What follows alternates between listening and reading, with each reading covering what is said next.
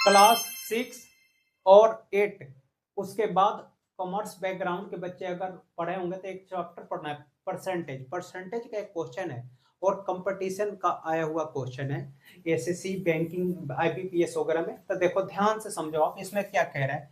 In an examination, एक exam में a score 120 marks which is 50% more than the pass marks. जो passing marks है उससे 50% ज्यादा ए स्कोर कर रहा है 120 नंबर।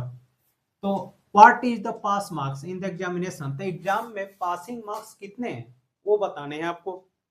और ऑप्शन है 75, 40, 60 और 80।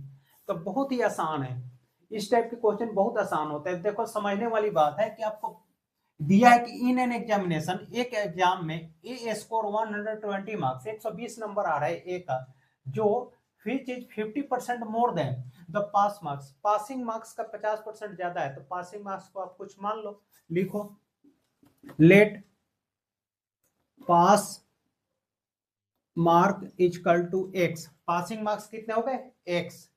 अब ए जो स्कोर कर रहा है कितना 120 मार्क्स कर रहा है, और ये क्या कर रहा है पासिंग से 50% ज्यादा। तो लिखोगे आप ए का कितना x into 50% plus x equal to 120।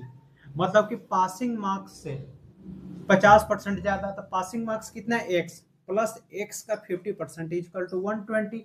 या तो ऐसे लिख लो या आप ऐसे लिखो 120 equal to x of 50% plus x, ऐसे लिख लो। दोनों का मीनिंग सेम ही हुआ, दोनों सेम ही है। अब आप इसको हल कर लो। 120 equal to x multiply by 50/100 plus x, ये हो जाएगा 2 से 52 जा 100। ये 120 इजकल टू कितना आएगा आपका एक्स प्लस 2x/2।